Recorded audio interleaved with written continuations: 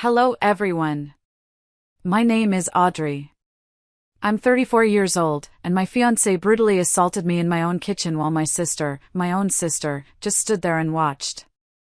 Before I tell you how I used a single signature to deny them the mortgage on their dream house and exposed their disgusting secret in court, I just want to say thank you for being here to listen.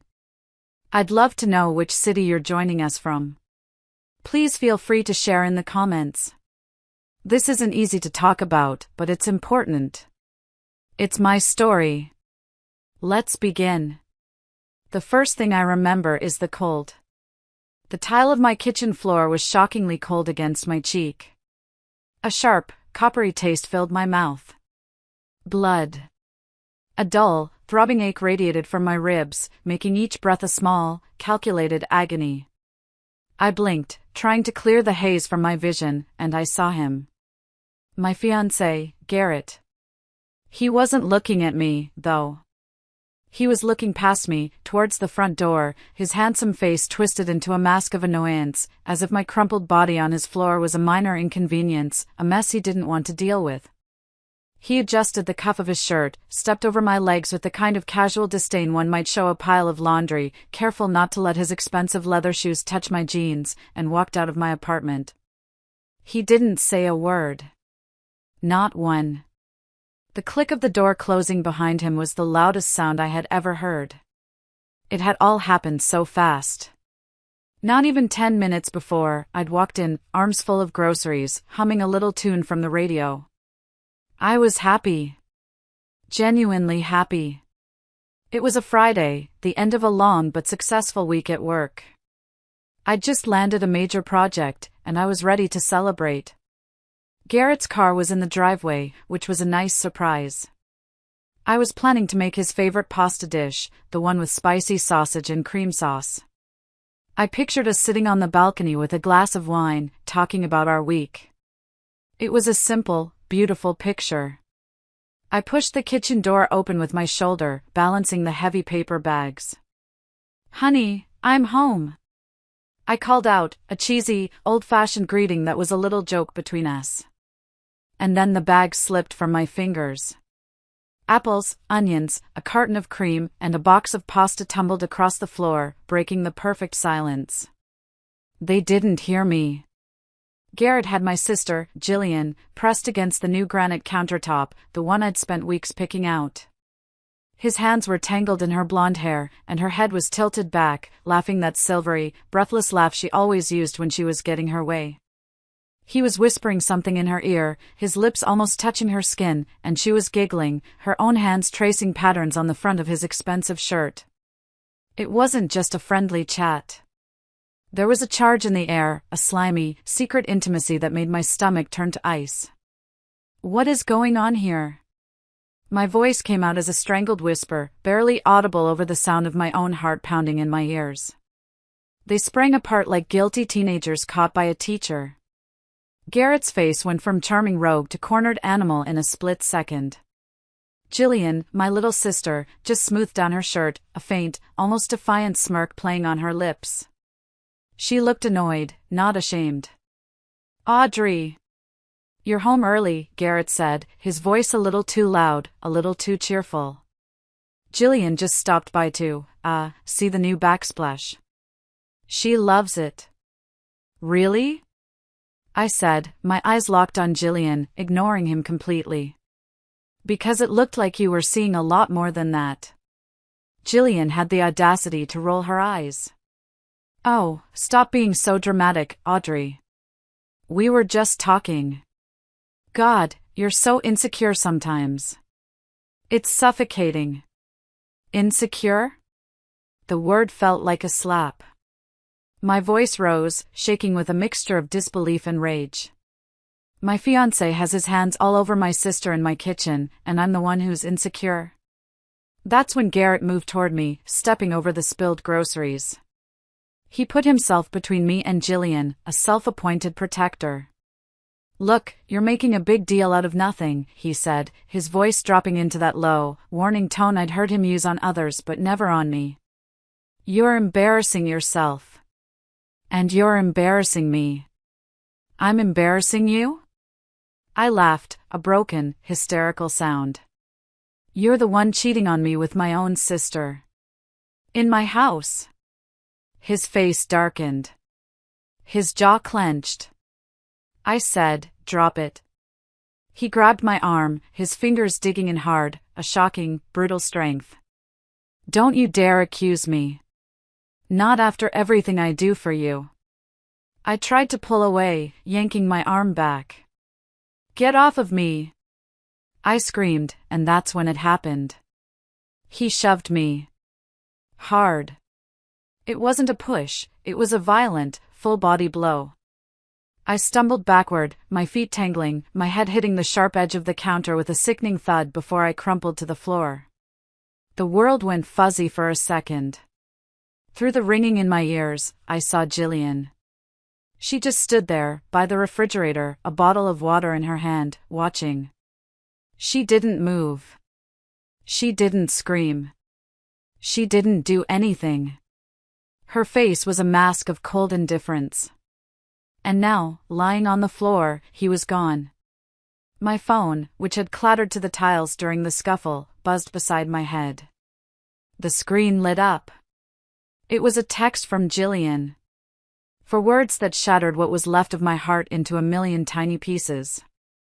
You deserve it, worthless. Tears of pure, undiluted betrayal stung my eyes, a pain far sharper than the split in my lip. Worthless.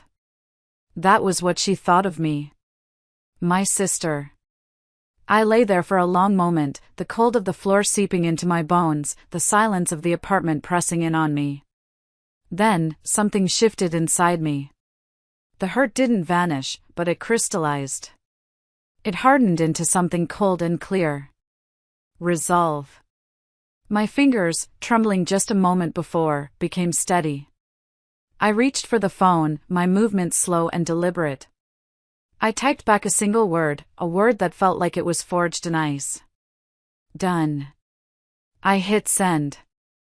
A terrifying silence filled the apartment. For them, it was a dismissal, a confirmation that the worthless, dramatic sister would disappear. For me, it was a promise. A promise that the Audrey they knew, the one who always forgave, who always cleaned up the messes, was gone forever. To understand why Jillian's 4 little words cut so deep, you have to understand my family. It was always the Jillian show. I was the responsible one, the steady one, the one with the good career and the higher salary. But those were just facts. Background noise.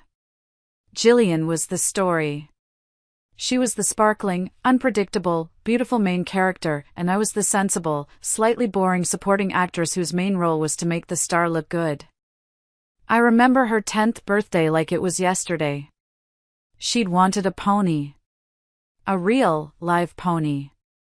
It was an absurd request for a suburban family like ours, living in a cul-de-sac with a postage stamp-sized lawn. My dad just chuckled and ruffled her hair, but my mom looked at Jillian's pleading blue eyes and saw a dream she had to make come true. They didn't buy her a pony, but they did the next best thing. They rented one for the entire weekend. A beautiful white pony with a pink saddle. It was the talk of the neighborhood. Kids came from blocks away to see it. The pictures from that party, with Jillian in a frilly pink dress on the back of that pony, were framed and placed on the mantelpiece, on my mom's desk, all over our house for years. She looked like a princess. My birthday was 2 months later. I turned 12. I was obsessed with astronomy. I had books, charts, a star map taped to my ceiling. I'd asked for a telescope, a real one, the kind you could see the rings of Saturn with. I dreamed about it for months. On my birthday morning, I came downstairs to find 2 large, rectangular presents wrapped in plain blue paper. One was a full set of encyclopedias. The other was a savings bond for my college fund. These will serve you well, Audrey, my dad said, patting me on the back. Jillian has her looks and her charm, but you have your brains. It was meant to be a compliment, I think, but all I heard was, she is the dream, you are the plan. She was the joy, I was the investment. That dynamic never changed. When Jillian was 17, she crashed our dad's vintage Mustang. He loved that car more than anything. She'd snuck out to a party, gotten drunk, and clipped a telephone pole. The whole passenger side was mangled. She came into my room at 2 a.m, smelling of cheap beer and perfume, crying her eyes out. "They're going to kill me, Audrey. Dad will never forgive me. My life is over." And what did I do? I went downstairs, woke our parents up, and told them I'd been the one driving. I concocted a story about how I was trying to teach her how to handle a stick shift in the empty mall parking lot and lost control. They were furious, but they were less furious with me, the responsible one, making a single mistake than they would have been with Jillian, the wild child, confirming their worst fears. I took the grounding for 2 months. I worked a miserable part-time job at a fast food joint, the smell of grease clinging to my hair every night, for 6 months to help pay for the repairs. Jillian cried and said she owed me her life. A week later, she was sneaking out her window again. My sacrifice was just another cleanup job. That was my role. The peacemaker, the problem solver, the invisible pillar holding everything up. So when Jillian announced she was engaged to a wonderful, stable man named Preston and they wanted to buy a house, of course, everyone turned to me. They found their dream home, a beautiful little Cape Cod with blue shutters, but with Jillian's spotty work history as a freelance artist and Preston's mountain of student loan debt from his engineering degree, no bank would approve their mortgage. I remember the family dinner where they broke the news. "The bank said we're too much of a risk," Jillian said, her lower lip trembling. Preston looked crushed. He was a good guy, quiet and kind, and he was absolutely smitten with my sister. He worked hard at a civil engineering firm, but he was just starting out. "Audrey, honey," my mother said, turning to me, her voice dripping with sweetness. "You're doing so well. That big promotion at your firm, your salary is so impressive. Your credit is perfect. If you could just co-sign for them? Be their guarantor? It's just a formality, really. To get them started." I hesitated. A $750,000 mortgage was a huge financial risk. It would tie my finances to theirs for 30 years. "Mom, that's a lot to ask." Jillian's eyes filled with tears. "Please, Odds," she whispered, using my childhood nickname. "This is our only chance. I promise we'll never miss a payment. This is my chance to finally have a stable future, a real home with Preston. I'll be forever grateful." Like a fool, I caved. Again. I saw the hopeful look on Preston's face, the pleading in my sister's eyes, the expectation in my parents' expressions. Saying no would have meant a family war. So I signed the papers. I wasn't just a sister. I was the family's safety net, a resource to be tapped when needed. I was the good, reliable foundation upon which my sister's glittering life was built. Lying on that kitchen floor, I saw it all with a horrifying clarity. I even knew how she'd managed to find so much time to sneak around with Garrett. I remembered the phone calls over the last few months.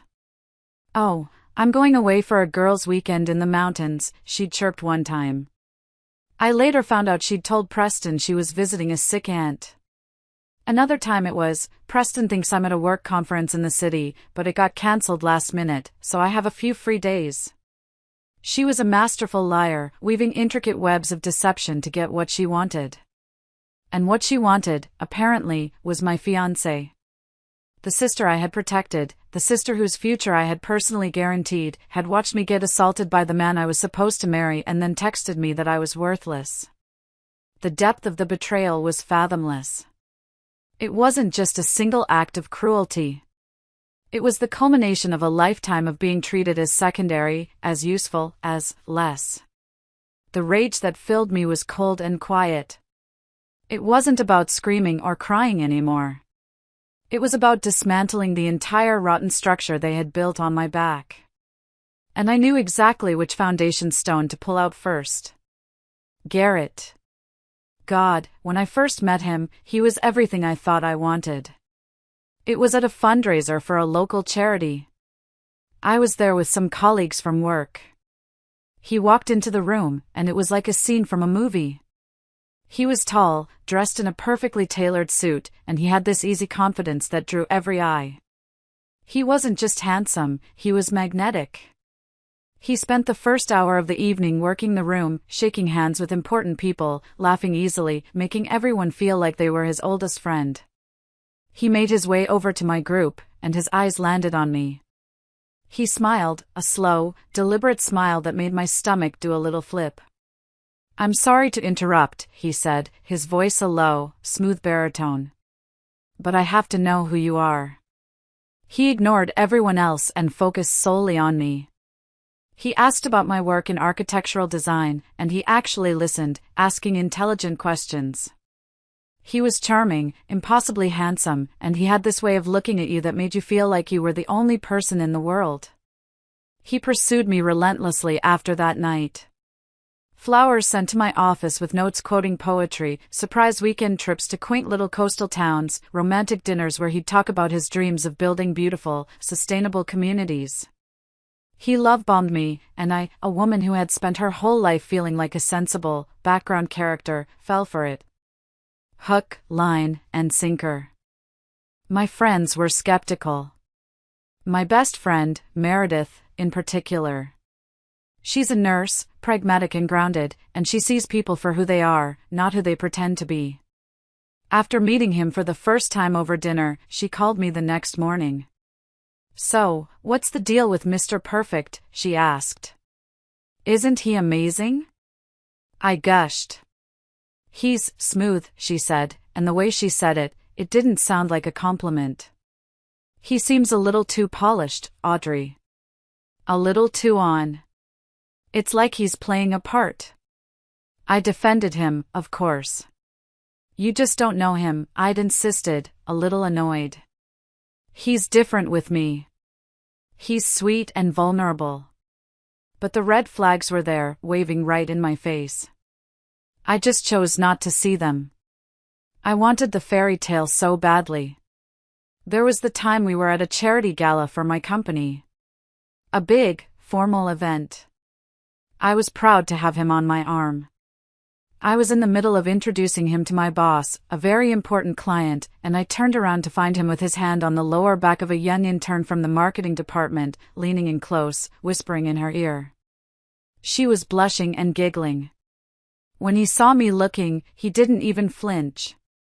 He just gave her a lazy wink, sauntered back over to me, and put his arm around my waist as if nothing had happened. "Just networking, baby," he'd murmured, kissing my temple. She might know some potential investors. Later that night, in the car on the way home, I tried to bring it up. "Garrett, it made me a little uncomfortable, the way you were talking to that intern." He sighed, a long, exaggerated sigh of frustration. "Audrey, are we really doing this?" I was working. That's what I do. I connect with people. Are you really this insecure? I can't even have a conversation with someone without you thinking I'm cheating? Maybe you're not cut out for a guy with a high-profile career like mine. He made me feel so small, so foolish, so untrusting, that I actually apologized to him. Then there was the money.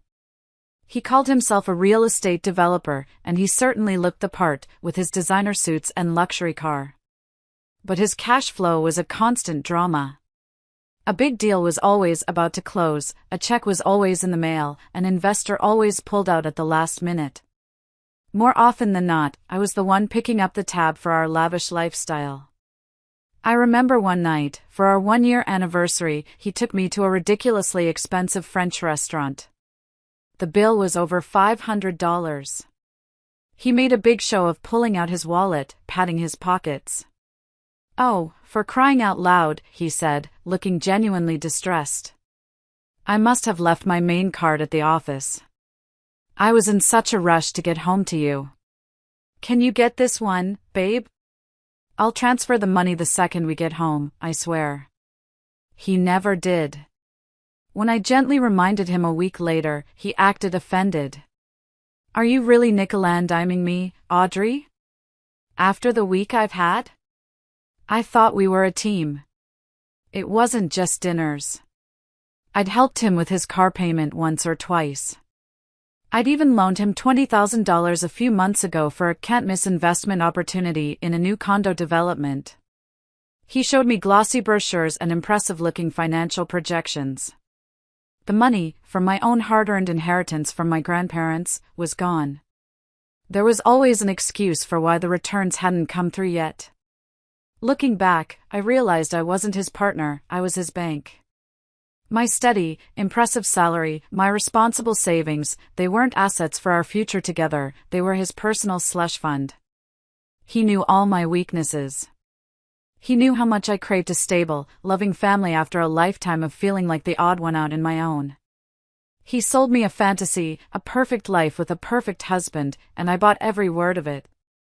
He'd talk about our future children, a boy and a girl, about the house we'd build on a piece of land overlooking the ocean. It was all a script, a masterful performance from a man who loved no one but himself. The ugliest truth, the one that made my stomach clench with shame as I lay on that cold tile, was that Garrett didn't just stumble into an affair with my sister. He had sought her out. He saw in her the same thing my parents did, a shiny, beautiful object, easy to manipulate, someone who would adore his attention without asking any hard questions. And he saw in me the perfect cover, the stable, trusting, slightly too eager to please fiancé who would pay the bills and look the other way.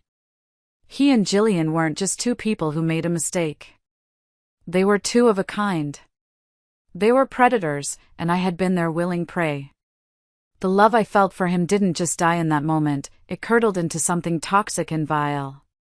It was the shame of being so completely and utterly fooled that fueled the ice in my veins. They thought I was worthless. I was about to show them exactly what I was worth. I finally pushed myself up off the floor, each movement a fresh wave of agony. My whole body felt like one giant bruise. My reflection in the dark screen of the oven was a stranger's face, swollen and bruised, my lips split open. The sight of it didn't make me cry. It made me furious. This was not me. This was a victim, and I refused to be that.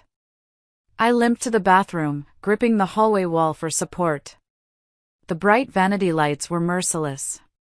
My left eye was already starting to swell, and a dark purple color was blooming under the skin.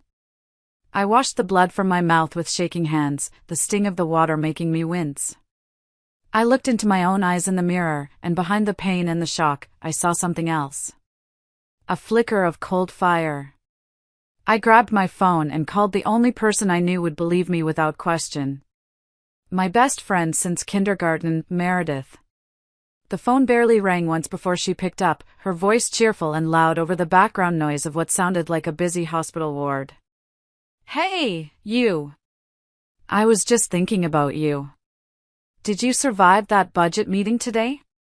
"Mare," I whispered, and my voice cracked, turning into a strangled sob. Her cheerful tone vanished instantly. The background noise seemed to fade as if she'd moved somewhere private. "Audrey? Oh my God, what's wrong with your voice? What happened?" The story tumbled out between ragged sobs. I told her everything. Coming home. Garrett and Jillian. The argument. The shove.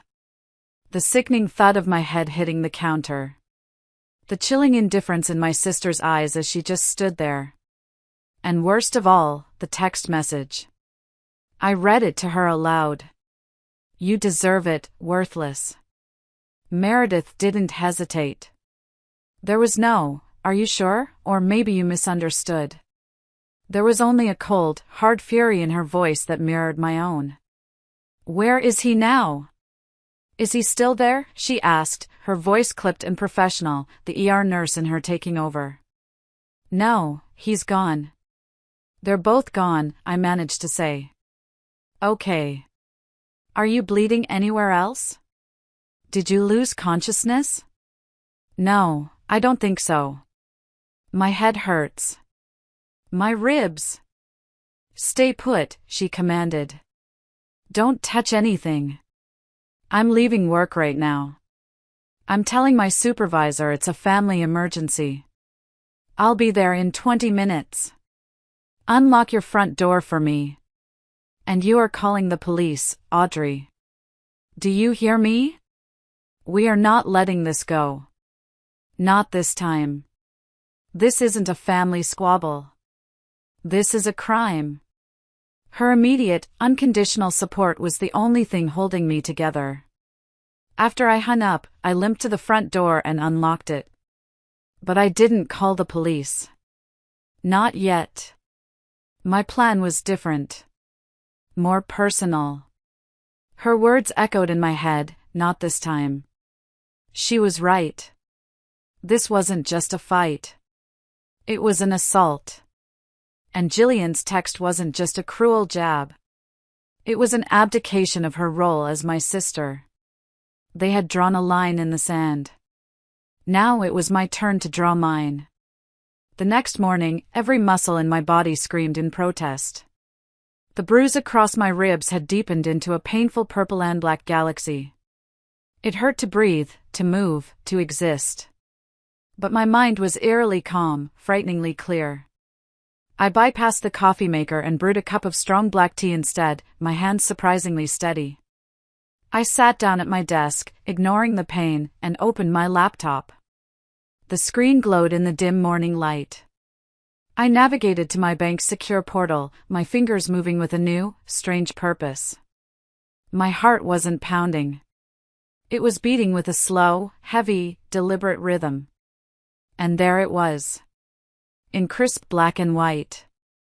Mortgage agreement, guarantor addendum. The document for the $750,000 mortgage on their dream house.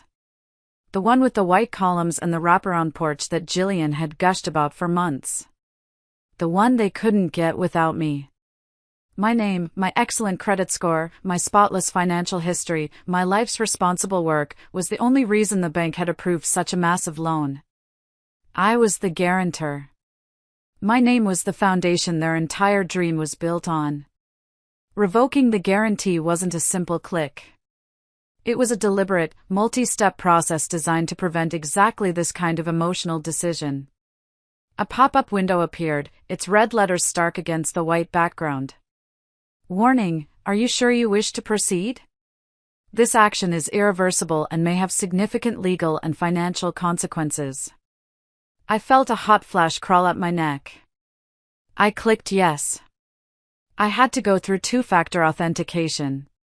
A code was sent to my phone. I typed in the 6 digits. Then I had to answer security questions. What was the name of your first pet? Buddy, I typed.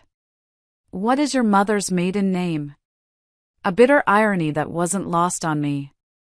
I typed it in. Finally, the last step. I had to electronically sign a legal document, a PDF that explicitly warned me that withdrawing my guarantee would almost certainly result in the immediate cancellation of the loan agreement. I read every single word. I read the legalese about liability and notification periods. I read the fine print. And then, with a steady hand that didn't betray the turmoil in my heart, I signed my name. A small, digital signature. A click of a button that detonated a bomb right in the middle of their perfect, curated life. An immense sense of calm washed over me. It wasn't happiness. It was a quiet, cold, and deeply satisfying sense of order being restored to the universe. They had built their house of lies on my foundation. And I had just turned my foundation to dust. I spent the rest of that Saturday in a strange, methodical daze. Just like Meredith had said, this was a crime, and my apartment was the scene. I started by taking pictures. Not just of my face, but of everything. The spilled groceries still on the floor. A small, dark smudge on the white baseboard where my head had hit. The disarray of the kitchen counter. I documented it all with the cold precision of a detective. Then, I drove myself to an urgent care clinic a few towns over. I didn't want to go to my local hospital where someone might know my family. I didn't want gossip. I wanted a clean, official record. The waiting room was drab and smelled of antiseptic. I sat there, hoodie pulled up, staring at a daytime talk show on the muted TV, feeling completely disconnected from my own body. The doctor was a kind, middle-aged woman with tired eyes. She gently examined my face and ribs. "This looks very painful," she said softly. "Can you tell me what happened?" I didn't give her the whole story.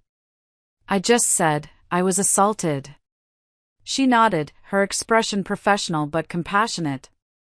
She noted everything down, the laceration on my inner lip, the swelling and discoloration around my left eye, and the significant contusions to the rib cage consistent with blunt force trauma. She asked me if I wanted to file a police report. I gave her the same answer I gave myself, not yet. I took the paperwork, a detailed medical report, folded it neatly, and put it in my purse. It felt heavier than a simple piece of paper. It felt like a weapon. Back at my apartment, I saved the photos and a scanned copy of the medical report into the new folder on my computer desktop. I labeled it simply, Evidence. The call came on Monday afternoon. It was Jillian. Her voice was a frantic, high-pitched squeal I'd never heard before. The sound of a spoiled child having her favorite toy taken away. "Audrey! What did you do? The bank just called." "The loan was denied," she shrieked into the phone, not even bothering with a hello. "They said the guarantor pulled out. They used some legal jargon, failure to meet contingency requirements." "That's you. What did you do?" I let the silence hang in the air for a moment, long enough for her panic to fester. I could hear Garrett's angry voice in the background. I pictured them in their cramped apartment, the dream of their perfect house with the blue shutters turning to ash around them. Then I spoke, my voice devoid of any emotion. "I did what you asked, Jillian. You told me to stay away. That includes my name, my credit, and my finances. I'm done." I hung up before she could respond and immediately blocked her number. I blocked Garrett's number too. The peace lasted for about 2 hours. Then, my apartment door shuddered with the force of their pounding. It wasn't a knock. It was an assault. Loud, angry bangs that vibrated through the floor. I looked through the peephole. It was them, their faces twisted in rage and disbelief. Jillian's face was red and splotchy from crying. Garrett looked like he wanted to break the door down. They looked like trapped animals, wild and dangerous. "Audrey, open this door!" Jillian shrieked, her voice shrill enough to shatter glass. "You are ruining everything. Our house, our future, my wedding to Preston. You selfish bitch." The mention of Preston sent a fresh wave of disgust through me. She was still holding on to that lie, that poor, decent man she was manipulating. "Audrey, please," Garrett begged, his voice changing, trying a different tactic. He sounded almost reasonable, the charming Garrett making a reappearance. "We can talk about this. Don't do this to us. This is a misunderstanding. Think of Mom and Dad. Think of everything we've been through." I just stood there, my back against the door, watching them through the small circle of glass. Their desperation gave me no satisfaction, only a profound sense of emptiness. They weren't sorry for what they did. They were sorry they got caught. They were sorry there were consequences. I calmly went to my phone, found their numbers in the blocked list, and deleted their contacts entirely. Then I disabled my doorbell and went back to my computer. The next assault came, as it always did, from my mother. She called that evening. I almost didn't answer, but some morbid curiosity made me press the green button. "Jillian told me everything," she began. No preamble, no "how are you feeling?" Just straight to the accusation. "How could you be so selfish, Audrey? After everything we've done for you? You're destroying your sister's happiness over a little disagreement." A little spat with Garrett. A little disagreement. The air left my lungs. Mom, he assaulted me. Garrett punched me in the face. He pushed me to the ground.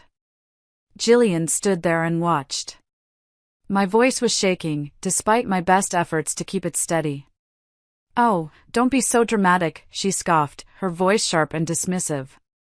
You've always been prone to exaggeration. Jillian said you flew into a jealous rage and started screaming at them. Garrett was just trying to defend himself and your sister. Jillian is under a lot of stress with the wedding and the new house. You probably provoked her. You know how you can be, with your opinions and your career. You make people uncomfortable.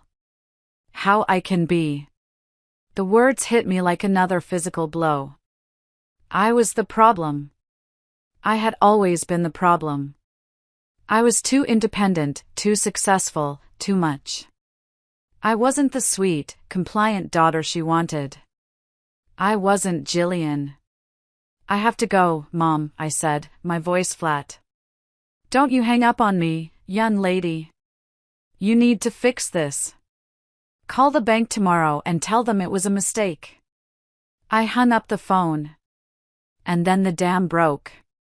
I slid down the wall in my hallway and sobbed. Ugly, gut-wrenching sobs for the family I wished I had, for the mother who would never protect me, for the little girl inside me who still foolishly craved her approval. Meredith found me like that an hour later when she came by with takeout, a crumpled heap on the floor. She didn't say anything. She just sat with me, holding my hand, until the tears stopped and the cold resolve returned, harder and stronger than before. Just as I was starting to pull myself together, the final blow, or what they intended to be the final blow, arrived. About a week after the confrontation at my door, a uniformed courier knocked. He handed me a large, stiff envelope. Certified mail. My stomach clenched. I knew it wasn't good news. I sat at my kitchen table, the same table in the same room where my life had fallen apart, and tore it open. My hands shook as I pulled out the sheaf of papers. It was a temporary restraining order, filed by Jillian and Garrett against me. I read the document, and a strange, almost hysterical laugh escaped my lips. It was a work of pure fiction, a masterpiece of gaslighting so audacious it was almost impressive. It painted me as an unhinged, jealous sister, suffering from delusions, who was obsessed with my ex-fiancé. It claimed I had been harassing them with phone calls and texts for weeks. It alleged that I had shown up at my own apartment while they were visiting and had violently confronted them. It stated that Garrett had to gently restrain me to protect himself and Jillian from my uncontrolled aggression. They were trying to flip the script, to legally brand me as the aggressor, to get an official court document that would validate their story and discredit mine before I could even speak. For a moment, I felt a wave of pure despair wash over me. It felt like being trapped in a funhouse of mirrors where every reflection was a distorted, monstrous version of me. How could I fight this? It was their word, the word of the perfect, happy couple, against mine. They had my mother on their side. They had a lifetime of being believed over me. It was their narrative against my truth. They were trying to erase me and write their own history. But then I looked up from the papers, my eyes landing on my laptop sitting on the counter. I thought about the folder on my computer desktop. Evidence. And a cold, hard smile touched my lips. Thank you, I thought. You arrogant, stupid fools. You just gave me a stage, and I have the whole script. I immediately picked up the phone and called the number on the business card Meredith had given me. Law Offices of Eleanor Davies. I need to speak with Ms. Davies, I said, my voice steady. My name is Audrey Evans. I've been served with a restraining order, and I need to hire her to represent me at the hearing. I met her the next day. Her office was on the 30th floor of a downtown skyscraper, with a panoramic view of the city. The space was clean, modern, and intimidating, all glass and steel. Ms. Davies herself was a woman in her 50s with sharp, intelligent eyes, salt and pepper haircut in a severe bob, and a no-nonsense attitude that I immediately trusted. She wore a perfectly tailored suit and commanded the room without raising her voice. I didn't cry. I didn't get emotional. I laid out the facts calmly and methodically, just as I had planned. I told her about the assault, the history with my family, the financial entanglement of the mortgage, the text message, and finally, the restraining order they had just filed. I slid a file across her large glass desk. Here are photos of my injuries, taken the day after, and a copy of the medical report from the urgent care clinic I went to. She listened without interruption, her expression unreadable, occasionally jotting down a note on a legal pad. When I was finished, she leaned back in her chair and steepled her fingers, studying me for a long moment. "They're not stupid," she said finally, her voice crisp. "Filing first is an aggressive, preemptive strike. They're banking on you being too ashamed or too scared to fight back. They believe the family narrative, the responsible but jealous older sister versus the charming, victimized younger one, will protect them." "So what do we do?" I asked, my voice barely a whisper. I felt a flicker of the old fear. "We don't fight their story," she said, a glint in her eye. "We don't get into a he said, she said battle. That's a mud wrestling match, and they're already covered in mud. We tell our own story. And ours has something theirs doesn't, proof." She leaned forward, her gaze intense. "Now, tell me about your apartment building. Does it have any security cameras? In the hallways, perhaps?" A jolt went through me, a surge of adrenaline and hope. "Yes," I said, my heart starting to pound. "There's one right down the hall from my unit. It's pointed directly at my front door. I see the little red light on it every time I come home." Ms. Davies's smile was thin, but it was the most beautiful thing I had ever seen. "Well then," she said, picking up her pen and turning to a fresh page on her notepad. "Let's get to work. First, my office will file a motion to subpoena the footage from your building's management company for the date and time of the incident. Second, we will prepare our response. We are not going to be defendants in their little drama. We are going to be the prosecution." The next few days were a blur of legal paperwork and strategy sessions. Ms. Davies's team was brutally efficient. They got the footage. We went over my statement again and again, stripping out any emotion and sticking only to the verifiable facts. "Let the evidence provide the emotion, Ms. Evans," she instructed me. She prepared me for what they would say in court, how they would try to paint me as unstable, jealous, and vindictive. Every time I felt a flicker of doubt, every time the fear of facing them and my mother in court threatened to overwhelm me, I would open the evidence folder on my computer. I would look at the pictures of my bruised face. The anger was a clean, sharp blade, cutting through the fear. They had started a war, but I was going to be the one to finish it. The day of the court hearing, the air in the small family courtroom was thick with a suffocating tension. It smelled of old paper and cheap air freshener. I sat with Meredith on one side, my lawyer, Ms. Davies, beside me, a bastion of calm professionalism. I wore a simple, conservative navy blue dress. Ms. Davies had been specific: look stable. Look serious. Let them be the drama. Across the aisle sat Garrett, Jillian, and my mother, a united front of manufactured victimhood. Jillian was dressed in a soft, pale pink dress, looking fragile and innocent. She was dabbing at her dry eyes with a tissue, a perfect picture of a damsel in distress. My mother sat beside her, rubbing her back, occasionally shooting me a look of pure venom. Garrett sat ramrod straight in his best suit, trying to look like a respectable man wrongly accused. He steadfastly refused to look at me at all. Their lawyer, a slick man with too much gel in his hair, went first. He painted a masterful picture of me as a jealous, unstable woman obsessed with sabotaging her sister's happiness. He was good. He used my success against me. "Your Honor," he said in a smooth, confident voice, "Ms. Evans is a highly successful woman, a vice president at a major architectural firm. She is used to being in control. When her fiancé, Mr. Sterling, ended their engagement, she couldn't handle that loss of control. When she learned that he and her sister had developed a close, supportive friendship in the wake of the breakup, her jealousy spiraled. She has a history of emotional outbursts. He twisted my life into a weapon. My dedication to my career became obsession. My financial independence became a tool for control. My desire for privacy became social isolation. It was sickeningly effective. Then Jillian took the stand. She cried, actual tears this time, fat tears that rolled down her perfectly made-up cheeks. She spoke in a soft, trembling voice about how she had always looked up to me, how much she loved me, but how my behavior had become increasingly erratic and frightening after my breakup with Garrett. I just went over to her apartment to check on her, she sobbed, clutching the tissue. Garrett came with me because we were both so worried. She snapped. She started screaming, making these wild accusations, throwing things. She came at me, and Garrett had to step in. He just put his hands up to protect me. We were so scared.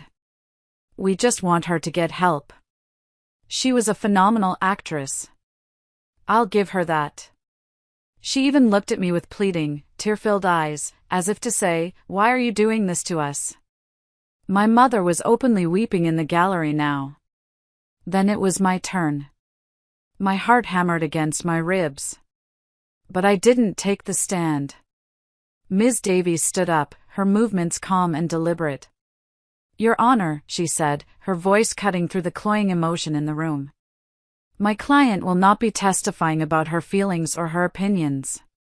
She will not engage in the family drama you have just heard. She will be presenting facts." One by one, we laid them out.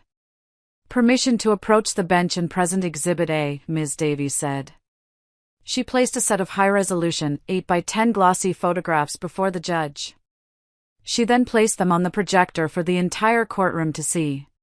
The photos of my face, the split lip, the bruising around my eye, swollen and ugly. A collective gasp went through the small gallery. My mother's weeping stopped abruptly.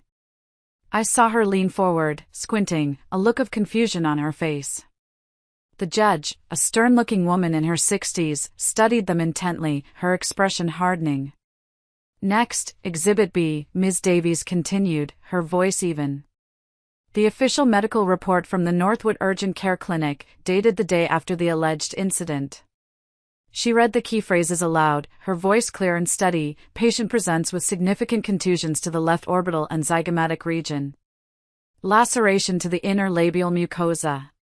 Widespread tenderness and contusions to the rib cage consistent with blunt force trauma." The room grew deadly quiet. I could see Garrett shifting in his chair, his confident posture beginning to sag. Jillian had stopped dabbing her eyes and was now staring at her hands in her lap. "And then, the final piece," Ms. Davies announced, her voice ringing with authority. "Your Honor, we would like to present one final piece of evidence, Exhibit C. It is security footage from the hallway outside my client's apartment, subpoenaed from the building's management, timestamped on the night of the incident." A court officer wheeled a television screen so that it faced the judge. I could see the reflection in her glasses. The video was silent, grainy, and black and white. But it was brutally, unequivocally clear. It showed me opening my door, a grocery bag in my arms. It showed Garrett and Jillian already inside.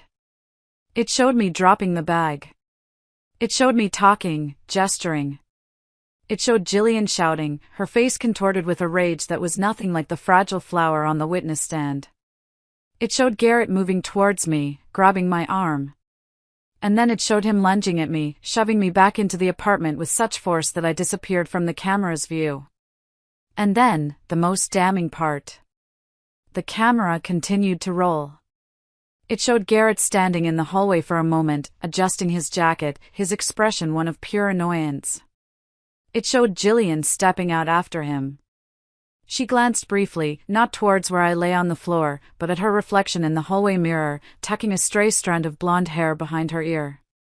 Then she turned and walked away with him, not even glancing back. The silence in the courtroom was absolute. It was so quiet I could hear the faint hum of the fluorescent lights overhead. I watched their faces. Jillian's jaw went slack, the color draining from her face as if she'd seen a ghost. She looked like a deflating balloon. Garrett looked like he'd been punched in the stomach, his mouth opening and closing like a fish out of water.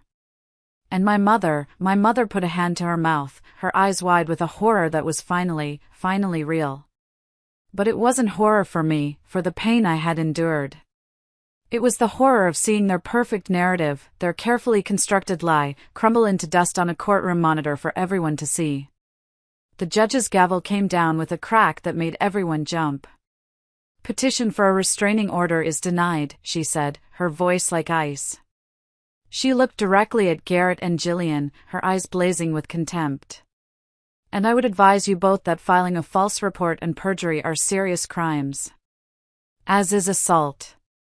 You are lucky Ms. Evans is not pressing charges today. This court is adjourned." It was over. The truth had won.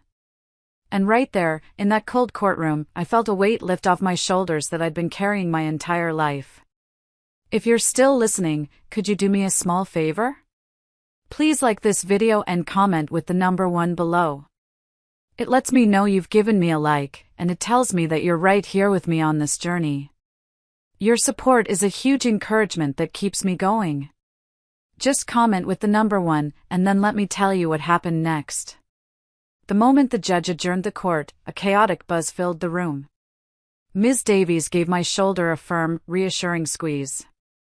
As we filed out of the courtroom, Meredith hugged me tight, her arms a strong, safe harbor. "You did it," she whispered, her voice thick with emotion. "You actually did it." I felt like I could finally breathe again, a deep, shuddering breath that released years of pent-up tension. But it wasn't quite over. My mother, her face a mess of confusion and shame, rushed to approach me in the crowded hallway. "Audrey, I didn't know," she stammered, reaching a hand out towards my arm. "Jillian said she swore you were lying." "I never would have, if I had seen that video." I just looked at her hand, then at her face. For years, all I wanted was for her to see me, to choose me, just once. I had yearned for her belief, for her protection.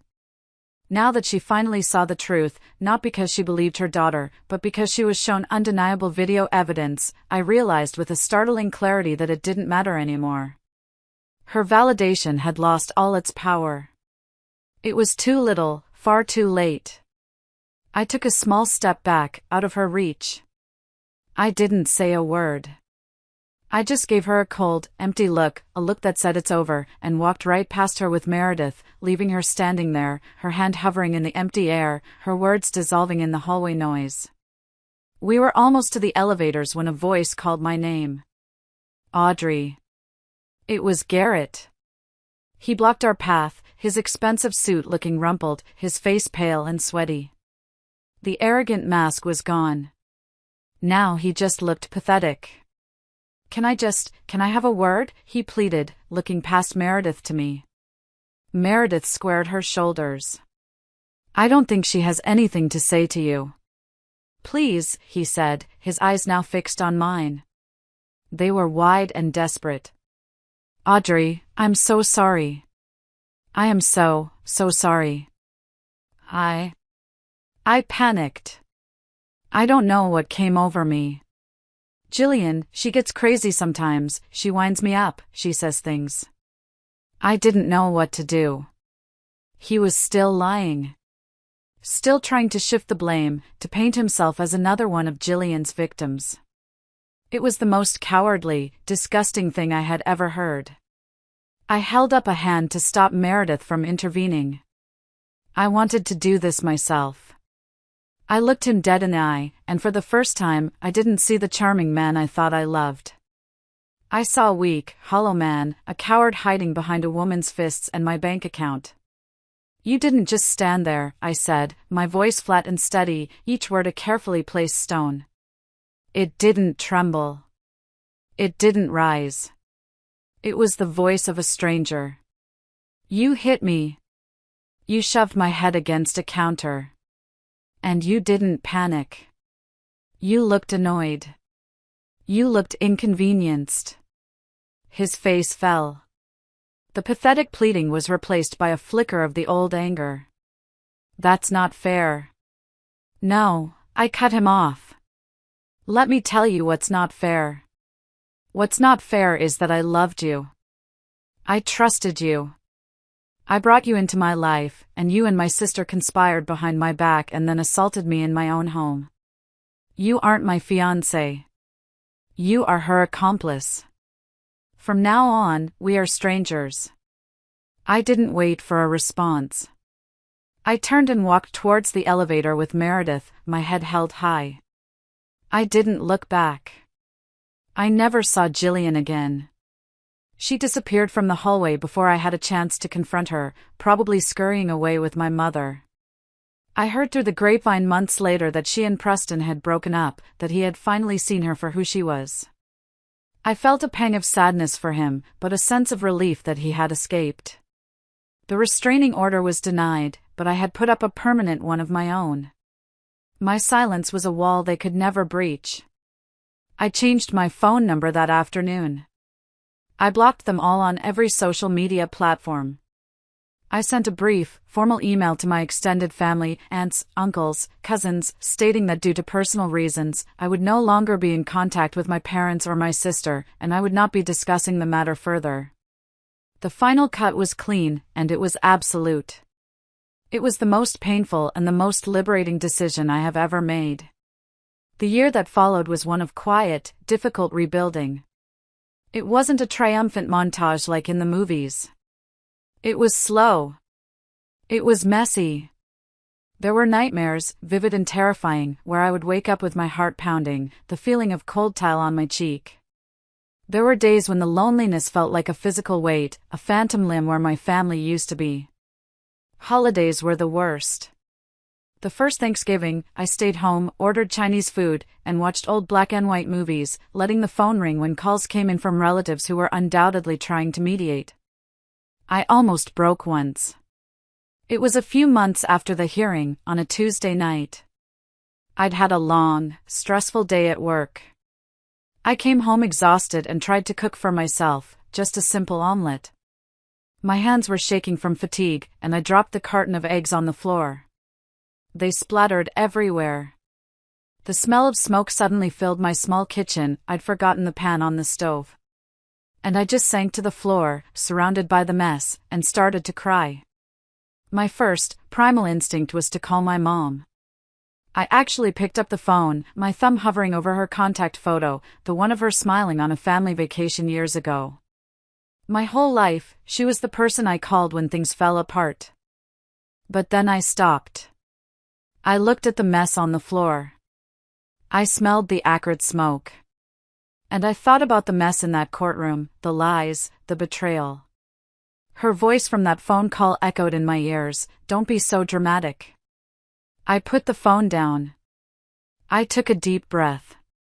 I got up, opened the windows, and started cleaning up the eggs. Then I threw the smoking pan in the sink and ordered a pizza. I sat on the floor of my clean kitchen and ate it right out of the box.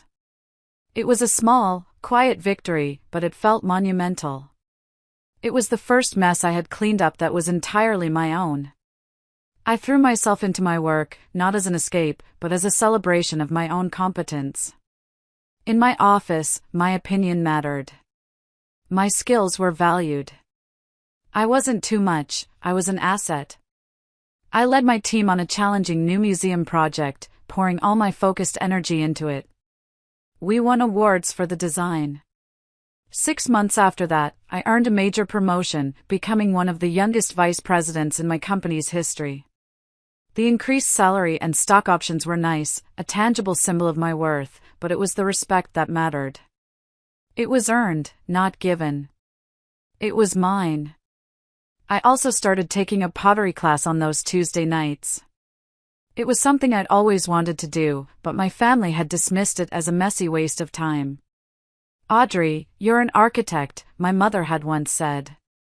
"Why would you want to play with mud?" But there was something profoundly healing about it. Taking a formless, wet lump of clay, centering it on the wheel, and shaping it with my own 2 hands into something new, something beautiful, something useful, a bowl, a vase, a mug.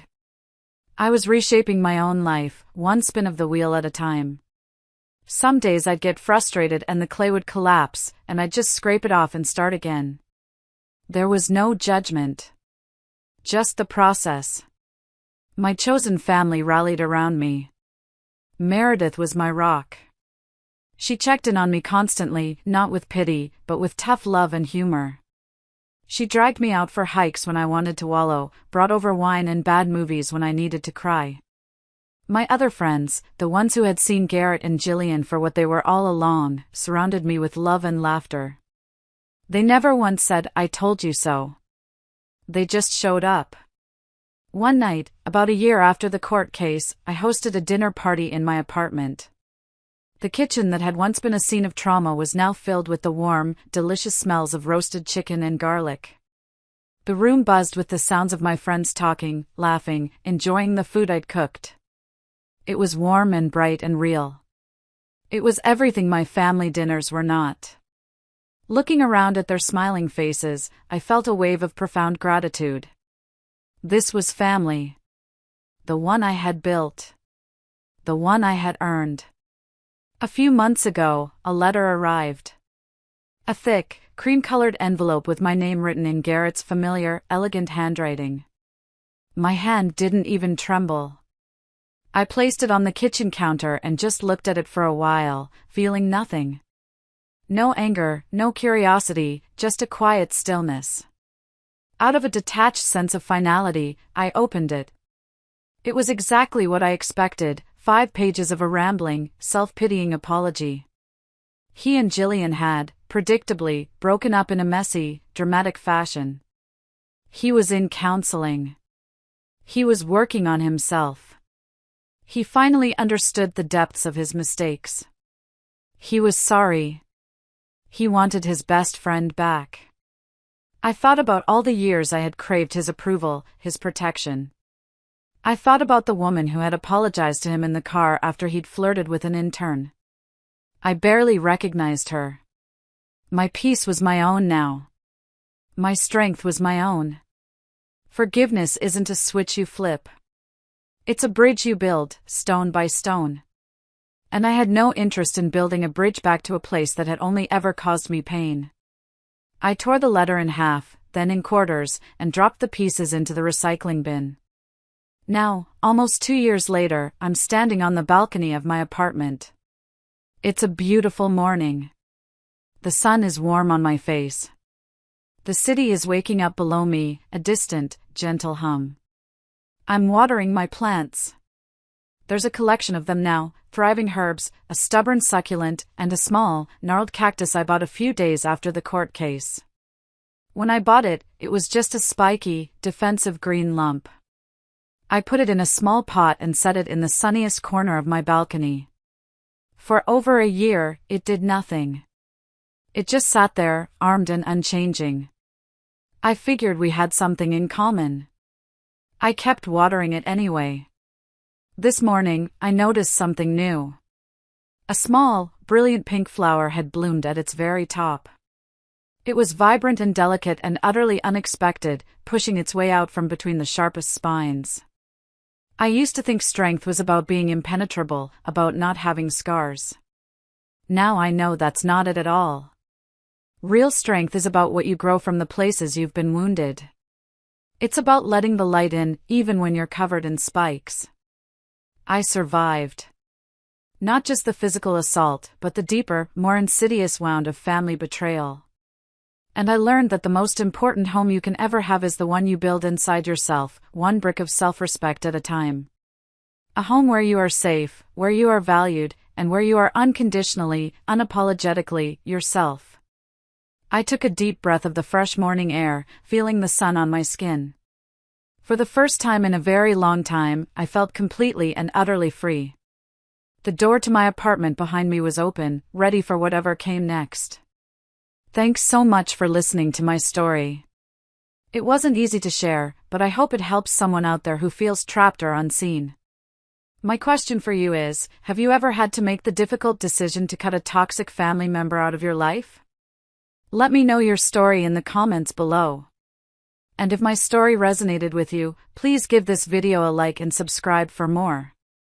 It really helps me out. Thank you.